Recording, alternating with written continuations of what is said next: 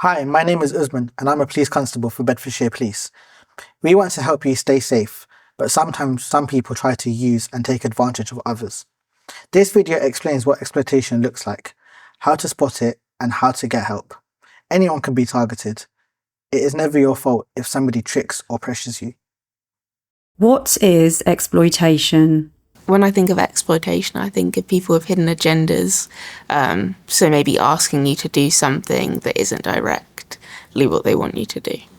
Exploitation is where an individual or a group of individuals can give you a false representation of themselves to build trust or a relationship with you, to use you and take advantage of you for their own personal gain.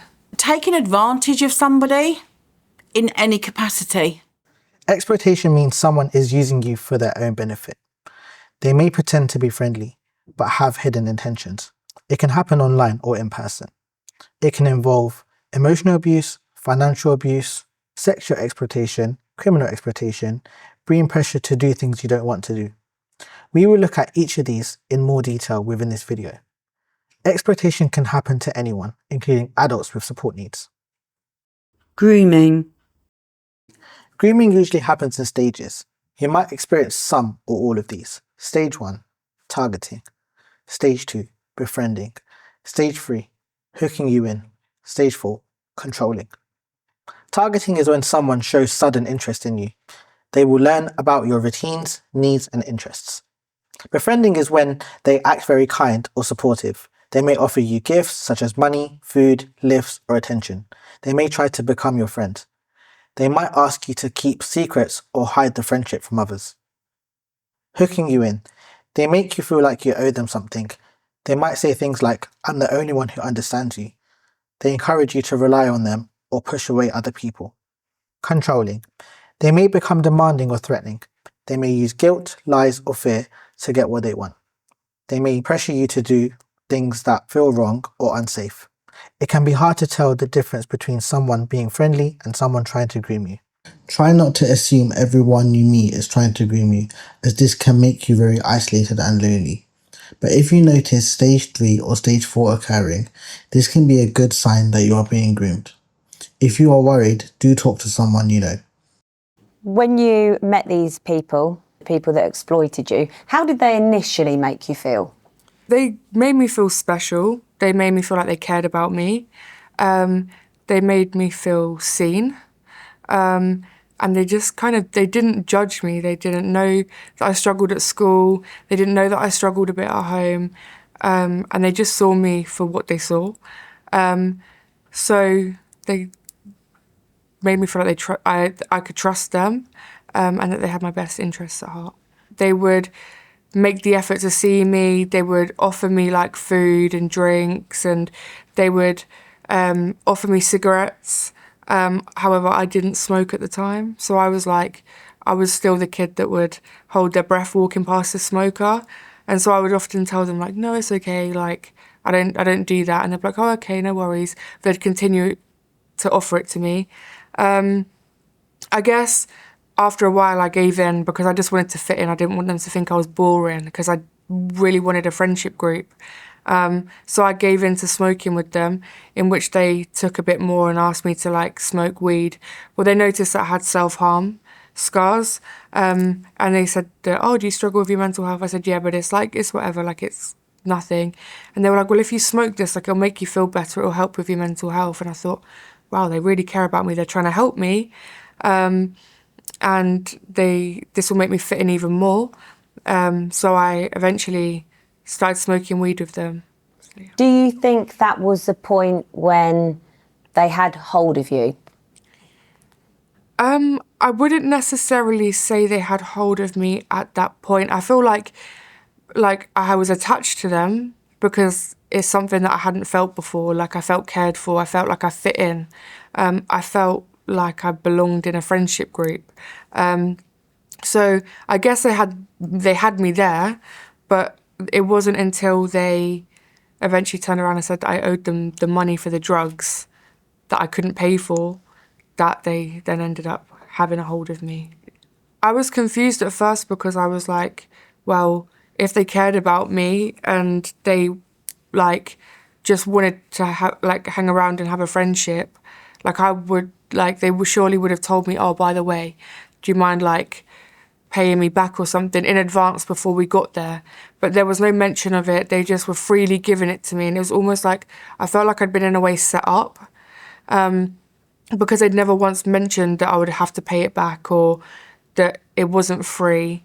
And they were quite rude when they asked for the money back, because at the end of the day, if they wanted me to give the money back initially, they should have just mentioned it, but they didn't. And they knew that there was no way I was going to be able to get that money. So, yeah. Signs someone may be using you or exploiting you. These are signs which you can think about if you feel that someone may be trying to use you. They rush you to make decisions. They ask for things that make you feel uncomfortable. They give you gifts but expect something back. They message constantly and get angry if you don't reply. They pressure you to keep secrets from family, support staff, or trusted people. They ask for private information, photos, bank details, passwords. They ask you to meet in isolated places. They talk about money, drugs, or illegal things. They make you feel scared, confused, or worried. They make you responsible for their problems or moods. We had quite a good routine, a structured routine in our house. So there was, no phones in the bedroom after 7 or 7:30. And therefore, when you start meeting friends that have got no time that they need to be off their phone, they would arrange telephone calls purposely after the time that my daughter had to be off her phone. So there would be a phone call that my daughter would want to be on at 8:30 when she's not allowed on her phone after 7:30 for the right reason. And therefore there was a fear of missing out. So therefore the boundaries that we'd got, the established boundaries we'd got at home, would be challenged. Then there would be conflict and challenge between the two of us. So it impacted negatively on our relationship between mother and daughter, and actually that also played into the hands of other people, because the more conflict there is at home, the greater the draw to go out of home. Online grooming. People online may pretend to be younger, kinder, or more trustworthy than they are. Warning signs online include pressuring you for photos or video calls you don't want to do, pressuring you to send sexual messages or sending them to you when you've asked them not to, pressuring you to move a conversation from a group chat to private chat. This can be okay. However, if you feel that you are not ready to do so, then don't. If once you've moved to a private chat, you start to feel uneasy with what is being asked of you, then this could be a sign of grooming. Stop the chat and talk to a person you trust. Asking to meet you in person without telling anyone, asking you to store, deliver, or look after items, encouraging you to lie to family or support networks. If a conversation you are having online makes you feel uncomfortable, end the conversation and talk to someone you know about it. If you asked me when I realised I was being groomed, I wouldn't be able to give you a single moment. It happened slowly, in ways that didn't feel obvious until much later. I met the man who groomed me through a mental health support group where he was one of 2 facilitators. After the lead facilitator left, he began messaging me on Facebook every day, often late at night. At first, the messages seemed normal. Sometimes he would ask for information, and other times we would just chat. Over time, however, the nature of the conversations changed. He began telling me that he loved me and promising that he would keep me safe. For quite a while, even when he was still facilitating the group, I had a bad feeling about him that I couldn't shake. The best way I can describe it is a sense of unease or impending doom, although I couldn't explain why. The problem was that everyone seemed to like him. He was charismatic and widely seen as a good person. After I ended a relationship with an abusive partner, the facilitator was one of the people supporting me. He listened while I talked about what I'd been through and was there during a particularly difficult period in my life. Gradually, my guard came down. The person I had once been wary of no longer seemed threatening, and I began to see him as someone I could trust. He knew that I am autistic, as well as training to be an autism trainer. He tried to use this as a reason to meet up with me, one-on-one to discuss autism with him.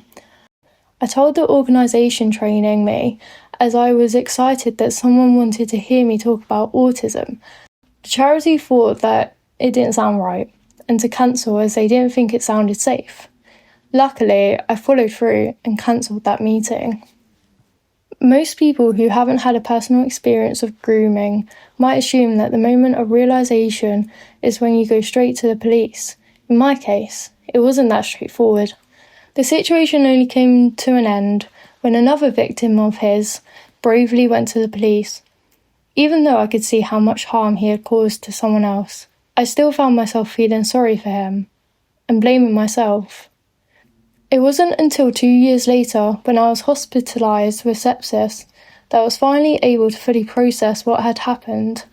I started to see the situation more clearly, the red flags, and how many times I had said the words no and stop. That was when I finally stopped carrying the responsibility for someone else's actions. Criminal exploitation. This is when someone could ask you to look after a package, bag or item, hold money for them, use your bank account, money muling, deliver something for them, store weapons or dangerous items. They may say, you're helping out a friend. Just do this one thing, you won't get into any trouble. These things are illegal. Even if you don't know what you're doing, it's still against the law. There was a young person who has been asked by a gang member to look after a backpack. The young person didn't know what was in the backpack, but looked after it anyway. Whilst travelling with the backpack, the young person was stopped and searched by the police, and they discovered drugs in the backpack. As the drugs were in the young person's possession, the young person was arrested.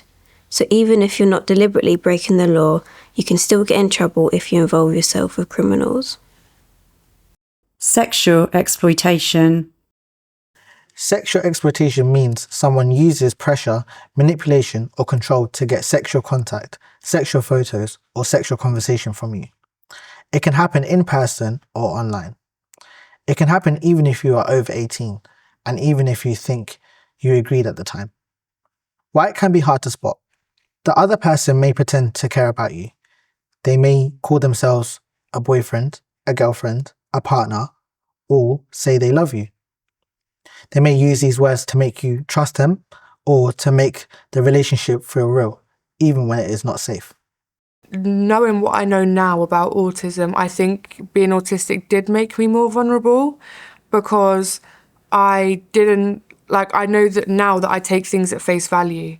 Like, I believe everything that everyone says and I can't see through things. So if it's not blatantly in my face, I don't look at the bigger picture. So if someone says they're there for me and they care about me, I'm going to believe their words because it's easier to believe than even if their actions don't match up with what they're saying, I'm going to believe what they're telling me and I take it black and white, face value. Signs of sexual exploitation. They pressure you to do sexual things you do not want to do. They ask you for or send sexual photos or videos. They ask you to keep the relationship a secret from people who care about you. They make you feel guilty for saying no. They use emotional blackmail like, if you love me, you do this. You owe me because I gave you gifts. They threaten to share photos if you don't continue. They make you meet in unsafe places. Important things to remember. A happy relationship makes you feel safe, respected, comfortable, able to say no. You never have to do anything sexual to keep someone's attention or approval. If someone pressures or manipulates you, it is not your fault. You can talk to the police or a trusted family member or support worker. What to do if someone asks you to look after a package? Do not take it. You do not need to explain or apologise. If you've already taken something, put it down somewhere safe, and when you are away from that person, contact the police. You can contact them on 101 to explain what happened. You will not be in any trouble for asking for help. People may be lying about what's inside or how they acquired the package, and you may put yourself in danger by taking the package. Keeping yourself safe. Trust your instincts. If something feels wrong, talk about it with someone you trust. Keep in touch with trusted family, friends, or support workers. Meet new people in public places, not private spaces. Don't accept gifts, cash or favours from people you don't know well. Don't share passwords, bank details, ID or private information. Limit who can message you on social media. Tell someone if you feel pressured, confused or scared. I've had to learn that you can't trust everyone. My parents kind of had to teach me that from a young age, because I used to take things at face value. So for example, if we were in the shopping centre and someone's like, oh, do you like pretzels? Do you want to come over? Do you like pretzels? I go, yeah, but I don't want any. And from that moment, they kind of know that you're already susceptible to saying yes to things that you don't necessarily want. So my mum kind of taught me that you just say no, like whether you like it or not, just tell them no, because otherwise they'll prey on that and get you and take your money. Don't ignore any first red flags. I would say, even if it's something that is very in your face, so if there's a big age gap, don't ignore that, because that could be the first sign that something's not great or something's going wrong. And don't wait for it to be a massive issue before you speak up about it. It doesn't have to be really, really bad for you to just ask for some advice. And if you are in a situation where you feel that things are really bad and you've got yourself in a situation that you can't get out of, there are so many organisations and people that are willing to work with you and help you and listen to you without judgment. What to do if you think you are being exploited? You're not in trouble. You deserve safety and support. You can tell the police, a trusted family member, a support worker, a staff member from a trusted organisation. For example, speak to someone you know at Autism Bedfordshire or contact their helpline. A friend you trust. Even if you are unsure, it's okay to talk to someone. My advice in all aspects of this situation would be, if you've got any niggle or anything that you want to talk about, do not leave it. And I think VEPP has got a really good toolbox of different resources for different people and different scenarios. So I would absolutely signpost them there. If you know that a situation doesn't feel right, talk it through, as opposed to leaving it to escalate. Not to be embarrassed at all. The amount of young people that I've spoken to and feel that there be knock-on consequences with parents, carers, family members. What we want to do is protect lives, save people and keep them away from harm. Each and every one of the people who may be watching this video, I want them to know that they have got a right to feel safe and they have got that right to feel protected and cared for, and we can offer all of that with the services that we can direct them towards. How to get help from the police? Police know that some autistic people may find communication difficult. You can contact us in a number of different ways. If you're in danger right now, call 999. If it is not an emergency, you can call 101. Use online reporting on Bedfordshire Police website. At the bottom of the page, there will be a series of multiple choice questions you need to answer that will help us get the right support to you. Use our web chat service on the police website.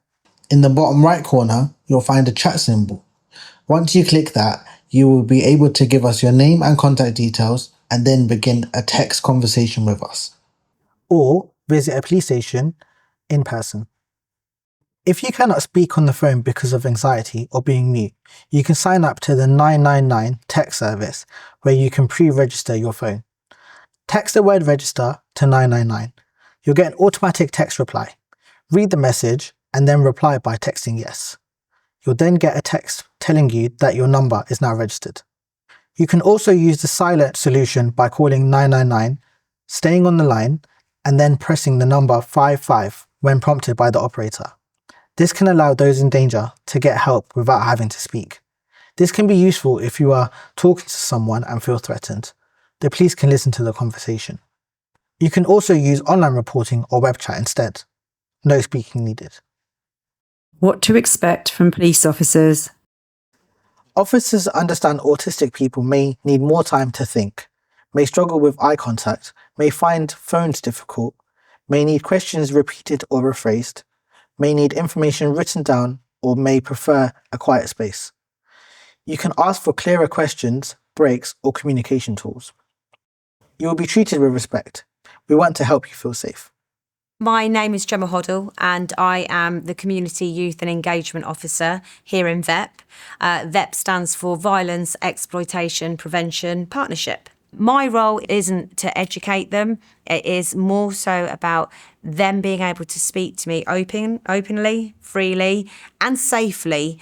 I want to make a difference and I like to be there for young people and for them to feel that in this world, no person should ever feel unsafe, judged. And most importantly, it's important to not sit in silence and carry that weight. The thought of someone not being able to speak up saddens me. I want these young people to enjoy their lives and see that every person in this planet has a right to be happy and every person has the right to follow their dreams. And I will help them to make baby steps towards this. Exploiters rely on silence and secrecy. Talking to someone is the first step to staying safe. If anything comes from my experience, I hope it's this. If something doesn't feel right, even if you feel embarrassed or unsure, it's always worth listening to that feeling and reaching out for help.